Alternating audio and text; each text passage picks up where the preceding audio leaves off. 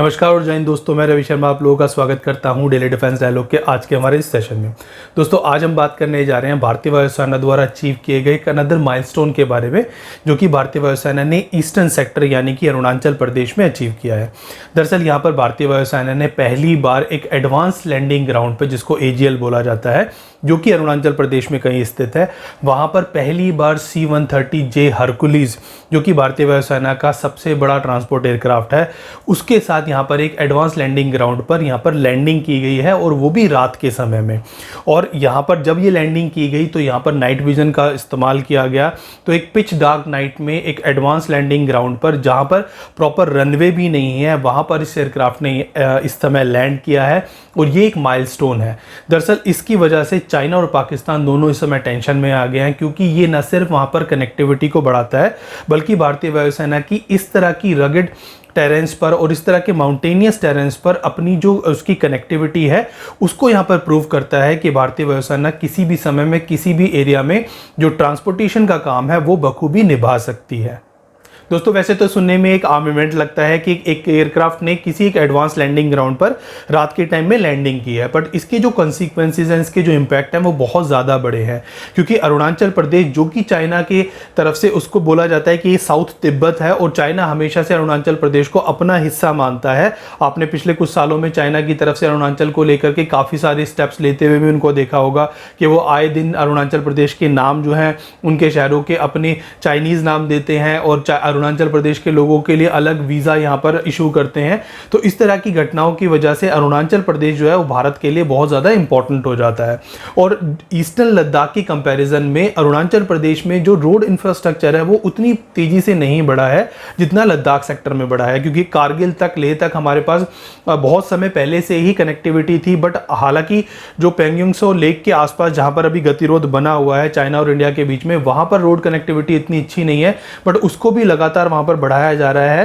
पर लद्दाख के कंपैरिजन में अरुणाचल प्रदेश में अभी भी काफ़ी सारे गैप्स हैं, क्योंकि अरुणाचल प्रदेश में कोई ऐसा बड़ा हाईवे अभी नहीं है जो कि अरुणाचल प्रदेश में बहुत सारी रणनीतिक जो हमारी पोस्ट है उनको एक साथ कनेक्ट करता हो। हालांकि मोदी गवर्नमेंट आने के बाद यहाँ पर काफ़ी सारे रोड प्रोजेक्ट्स को इनिशिएट किया गया है, जिसमें फ्रंटियर हाईवे, जो कि काफ़ी सारे ऐसे बॉर्डर एरियाज़ को कनेक्ट करता है, जैसे कि यहाँ पर अपर सुबनसिरी का एरिया हो गया, तवांग का एरिया हो गया, इसके अलावा सियांग के एरियाज़ हैं, या फिर जो दो हमारी एडवांस लैंडिंग ग्राउंड्स हैं अरुणाचल प्रदेश में, ट्यूटिंग में और मेचुका में, उनको यहाँ पर कनेक्ट करता है। तो इन सभी एरियाज़ को कनेक्ट करते हुए ये हाईवे बॉर्डर के साथ साथ होते हुए म्यांमार तक जाता है। इसके अलावा यहाँ पर ट्रांस अरुणाचल हाईवे हो गया, ईस्ट वेस्ट इंडस्ट्रियल कॉरिडोर हो गया। तो इस तरह के काफ़ी सारे प्रोजेक्ट्स यहाँ पर भारत सरकार ने इनिशिएट किए हुए हैं। हालांकि कोई भी प्रोजेक्ट अभी स्टेज में नहीं है कि वो बहुत जल्द ये कनेक्टिविटी दे पाए। सभी प्रोजेक्ट 2027-28 तक ही कंप्लीट हो पाएंगे। इसके अलावा अरुणाचल प्रदेश में मौसम भी एक वजह है जो कि रोड कनेक्टिविटी को इम्पैक्ट करता है,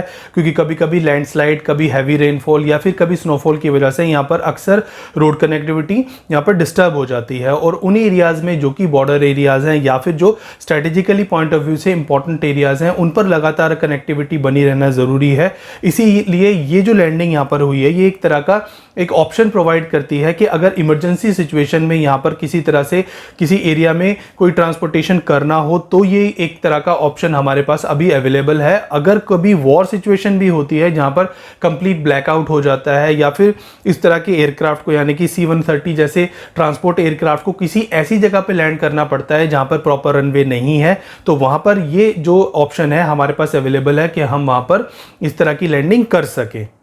इसके अलावा भारतीय वायुसेना ने इस साल की शुरुआत में भी इसी तरह की एक एक्सरसाइज कारगिल सेक्टर में कंडक्ट की थी, जहां पर कारगिल की एडवांस लैंडिंग ग्राउंड पर उस समय रात के समय में C-130J हरकुलिस से गरुड़ा, जो कि एयरफोर्स की एक स्पेशल फोर्स है, उसने यहां पर एक ट्रेनिंग एक्सरसाइज कंडक्ट की थी, जहां पर गरुड़ाज ने नाइट विजन के थ्रू एक ऑपरेशन लॉन्च किया था। C-130J हरकुलिस ने, जैसा कि यहाँ पर अरुणाचल प्रदेश में कंडक्ट किया है, कुछ ऐसा ही ऑपरेशन वहां पर भी कंडक्ट किया था। तो उस समय लोगों को लगा था कि ये भारत सरकार बहुत जल्द POK में हमला करने चाहती है, और उसी की तरह यहाँ पर एक तरह का ट्रेनिंग मिशन ये यहाँ पर कंडक्ट किया गया है, जहाँ पर गरुड़ा को भी इन्वॉल्व किया गया है। बट ये ज़्यादातर एक्सरसाइजेस चाइना को ध्यान में रखते हुए की जा रही है, ना कि पाकिस्तान को। अगर बात करें लद्दाख की, तो लद्दाख पे जहाँ पर गतिरोध बना हुआ है वहाँ पर भी भारत सरकार इसी तरह की बहुत सारी ओल्ड जो फील्ड्स हैं जो कि अभी तक ऑपरेशनल नहीं थी, उन फील्ड्स को यहाँ पर एडवांस लैंडिंग ग्राउंड्स को तैयार कर रही है। क्योंकि श्रीनगर के एरिया के अलावा जम्मू, श्रीनगर, अवंतीपुरा ये तो फुल फ्लेजेड एयरफील्ड हैं, बट जो हायर रीचेज हैं यानी कि जो लद्दाख का एरिया है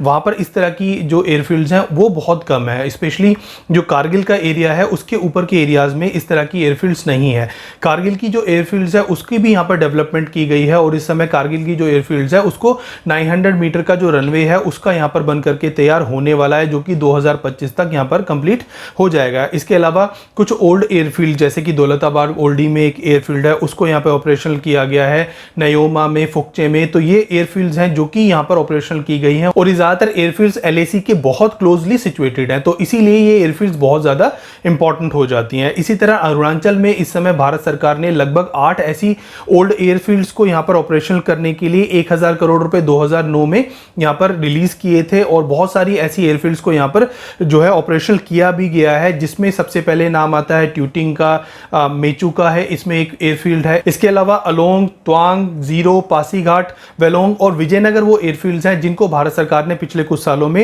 यहाँ पर ऑपरेशनल किया है और ये एयरफील्ड्स बहुत ज़्यादा इंपॉर्टेंट रोल प्ले करती हैं, न सिर्फ मिलिट्री पॉइंट ऑफ व्यू से बल्कि यहाँ पर ह्यूमैनिटेरियन पॉइंट ऑफ व्यू से भी ये एयरफील्ड्स बहुत इंपॉर्टेंट रोल प्ले करती हैं, क्योंकि कभी कंटीजेंसी के टाइम में या फिर किसी नेचुरल क्लाइमेटी के टाइम में भी यहाँ पर रसद पहुंचाने के लिए या फिर उन एरियाज को बाकी देश के साथ कनेक्ट करने में ये एयरफील्ड्स बहुत इंपॉर्टेंट रोल प्ले करती हैं। अब अगर बात करें चाइना की, तो चाइना भी लगातार बहुत सारी ओल्ड एयरफील्ड्स को यहाँ पर ऑपरेशनल कर रहा है। स्पेशली जो तिब्बत और जिंगजियांग की एयरफील्ड्स है यहाँ पर उन्होंने लगभग 11 ऐसी एयरफील्ड्स को पिछले कुछ सालों में ऑपरेशनल किया है और उनका जो साइज है और उनके अंदर जो इंफ्रास्ट्रक्चर है उसको लगातार बढ़ाया है। कई सारी एयरफील्ड्स इस समय फाइटर एयरक्राफ्ट को भी एस्कॉर्ट करने के लिए यहाँ पर प्रिपेयर की गई हैं ताकि फाइटर एयरक्राफ्ट की वहाँ पर जो टेक ऑफ है और लैंडिंग है वो कराई जा सके। हालांकि भारत सरकार भी यहाँ पर लगातार कुछ एयरफील्ड्स को इस स्थिति में लेके आ रही है, जैसे कि कारगिल की जो एयरफील्ड है उसको 2025 तक जब वो बन करके तैयार हो जाएगी वो भी फाइटर एयरक्राफ्ट के ऑपरेशन को यहाँ पर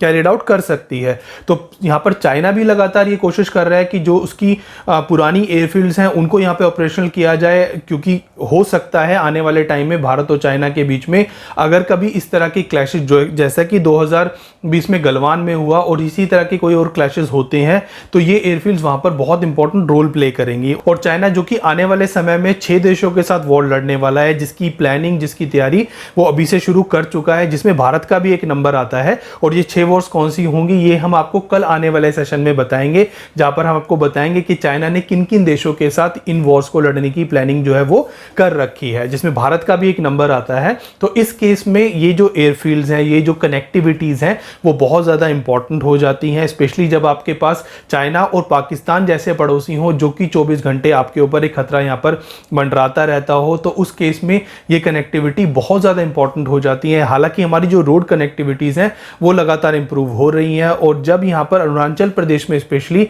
जो हमारा फ्रंटियर हाईवे है जो कि हमारे बॉर्डर के अलोंग बन रहा है, अगर वो कंप्लीट हो जाता है तो हमारी ये जो एयरफील्ड्स हैं उनके बीच में भी एक लेटरल कनेक्टिविटी यहाँ पर बन जाएगी और आने वाले टाइम में एक एयरफील्ड से दूसरी एयरफील्ड के बीच में जब भी रीइंफोर्समेंट करना होगा तो उस समय में जो लगने वाला टाइम है वो काफ़ी ज़्यादा रिड्यूस हो जाएगा। तो इस तरह से रोड कनेक्टिविटीज़, एयर कनेक्टिविटी ये बहुत ज़्यादा इंपॉर्टेंट है हमारे स्पेशली माउंटेनियस रीजन्स के लिए और स्पेशली जो हमारे ईस्टर्न सेक्टर है जहाँ पर अभी इतनी डेवलपमेंट नहीं हुई।